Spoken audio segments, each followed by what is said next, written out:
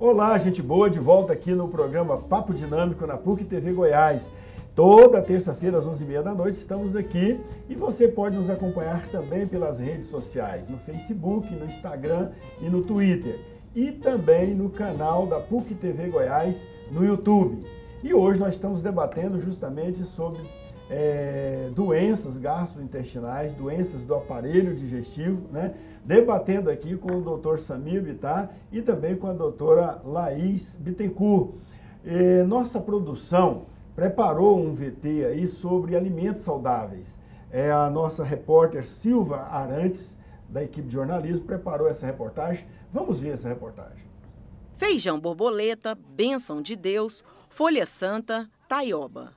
Plantas pouco conhecidas da população, mas que proporcionam mais sabor ao cardápio dos brasileiros. A princípio, elas podem chamar a atenção pelos nomes estranhos e a cor intensa, mas são plantas nativas e que no passado já faziam parte da alimentação das famílias brasileiras. O cultivo delas, por ser um cultivo mais rústico, elas terem essa característica nativa, faz com que elas consigam extrair do solo, através de suas potentes raízes, os micronutrientes. Enquanto, por exemplo, uma couve, um brócolis, uma couve-flor, que são as verduras chamadas convencionais, já tem menos essa possibilidade. E, além disso, as verduras convencionais necessitam muito mais do uso do agrotóxico. E as punks não, você pode cultivá-las sem agrotóxico. As plantas não convencionais, além do sabor, têm nutrientes suficientes para suprir as necessidades básicas do corpo humano. É uma folha que tem maior concentração de vitamina A.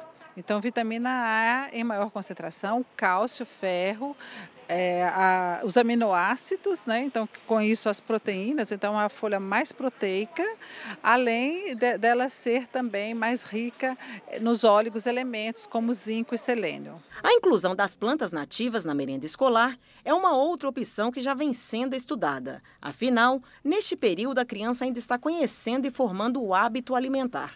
É uma oportunidade para inserir novos sabores, despertar a curiosidade, formar novos consumidores. Nós temos que conscientizar a população que toda pessoa pode ter a sua horta caseira na sua casa. Até nos apartamentos já é comum a pessoa ter os seus temperos, ter os seus chás. E essas hortaliças também são possíveis de ter um canteirinho dentro de um apartamento. Entendeu? Voltar para aquela época onde a família tinha a sua horta, ela produzia parte do seu alimento. E deixarmos de buscar no supermercado tudo pronto, tudo enlatado. Isso não é uma comida viva. Em Goiânia, esse vasto cenário verde é encontrado no Hospital de Medicina Alternativa. Aqui são feitas experiências visando medicamentos naturais. Mas todo esse universo saudável pode ser encontrado com facilidade em outros pontos da capital. Todo sábado pela manhã, a partir das 7 horas da manhã, no Mercado 74, tem os agricultores orgânicos que já estão comercializando as hortaliças não convencionais. E lá, todo sábado, você encontra sempre alguma novidade dessas hortaliças. Tá aí, vimos a excelente reportagem da nossa repórter Silvia Arantes, né? Então, doutora Laís Bittencourt, quando a gente vê falar assim de alimentos saudáveis, falam geralmente em verduras, em legumes, em frutas, né? Mas uma carne também não é uma comida saudável? Sim, inclusive o grupo das proteínas, eles precisam ser inseridos também nesse contexto de uma alimentação saudável.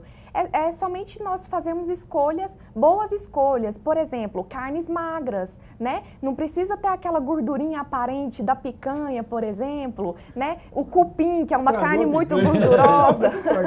Mas a gente pode escolher sim uma carne magra. Torresmo não é saudável? Torresmo é pura gordura. Pura gordura? Tem mesmo depois de torradinho? Sim, porque é gordura saturada pura, né? Aham. Então é um tipo de alimento que assim a gente tem que consumir muito esporadicamente. Ah, tá, mas não tá assim proibido comer não.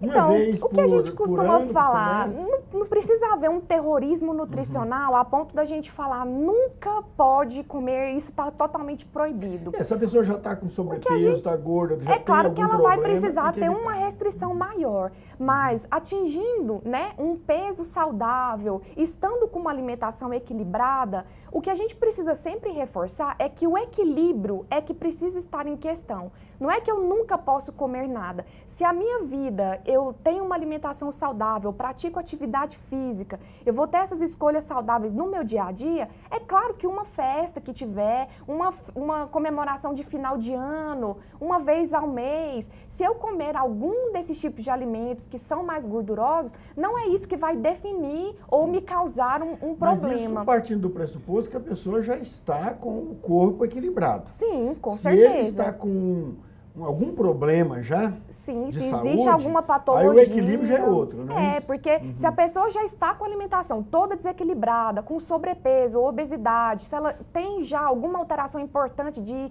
exame bioquímico, ela vai precisar ter uma dedicação maior. Mas seguindo esse estilo de vida saudável, eu costumo falar que, assim, dieta é um nome, às vezes, que remete a muita restrição. Parece que é só um período e depois você abandona tudo e volta até a vida que você tinha antes. A gente precisa aprender a alimentar melhor e aprender a ter um estilo de vida saudável. Porque dentro desse estilo de vida saudável, uma vez ou outra que tiver uma comemoração, uma festividade, não vai ser prejudicial fazer a ingestão de uma coisa pontual. Ter uma vida saudável significa ter uma alimentação saudável Sim. e ter uma vida ativa também. Exatamente. A prática de atividade física é muito importante por aquela matemática que o Dr. Samir referiu. Se eu estou tendo uma ingestão maior do que o meu gasto calórico, eu vou ter um estoque de gordura, que é aí que a gente avança para sobrepeso e obesidade. Então, se a matemática for uma ingestão equivalente ao meu gasto calórico, eu vou manter de forma equilibrada e vou conseguir manter o meu peso para o resto da vida. Então, se a pessoa acumulou gordura, como é que ele faz para acabar com isso? Só mudando a dieta é suficiente? Eu queria até, professor, eu vou tentar responder a sua pergunta, mas vou fazer uma consideração sobre o tema que estava sendo colocado, sobre o desafio que as pessoas devem ter e a falta de percepção de que todas as decisões importantes da vida, elas passam primeiro por uma consciência e uma consolidação mental antes que aquilo possa efetivamente existir na prática. Por isso é que nós temos situações nessa questão da dieta de pessoas que fazem grandes esforços por curto tempo, mas não mudam, como a doutora referiu, o seu estilo de vida de uma maneira permanente. Porque a consolidação dessa consciência traduz-se no dia a dia numa força de vontade capaz de mudar os hábitos. Não adianta ele ir lá e fazer uma cirurgia, fazer uma lipo, tirar a gordura, o excesso de gordura e continuar depois com o mesmo. Ele vai acumular de novo. Vai acumular novamente. E o entendimento mental tira, de certo modo, na prática, aquele desejo incontido, porque a percepção de que está cometendo um equívoco com sua própria saúde ao comer coisas inadequadas, se a mente já tiver aceito essa ideia, é muito mais fácil e aquilo se consolida. É claro que, obviamente, aí voltando à pergunta do senhor, ganhou peso, tem que equacionar a conta, não é? E aí eu quero ressaltar a importância do trabalho multidisciplinar, viu, doutora Laís? Com certeza. Porque, como eu exerço a medicina há um longo tempo, no início, nós, médicos, talvez por não contarmos ou talvez por não valorizarmos devidamente especialidades correlatas, trabalhávamos às vezes nós mesmos oferecendo dietas prontas e orientações, e é óbvio que o profissional especializado faz isso com melhor qualidade.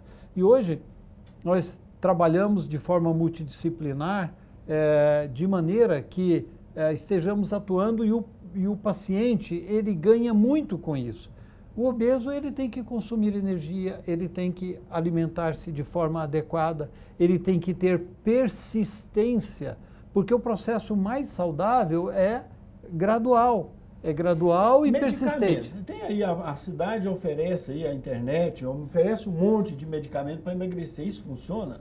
Ou não é possível emagrecer com medicamento? Assim, a minha visão pessoal a respeito de medicamentos é que, assim, nós vemos na obesidade o acompanhamento, isso não é muito diferente do que é o produto daquilo que vemos na vida diária dos tempos atuais. Entretanto, o obeso ele tem maiores possibilidades de traduzir na alimentação ou carregar a sua ansiedade, as suas insatisfações e às vezes o seu desapego, o seu desalento pela vida, perdendo o zelo consigo mesmo, a autoestima, o desejo de preservar a autoimagem.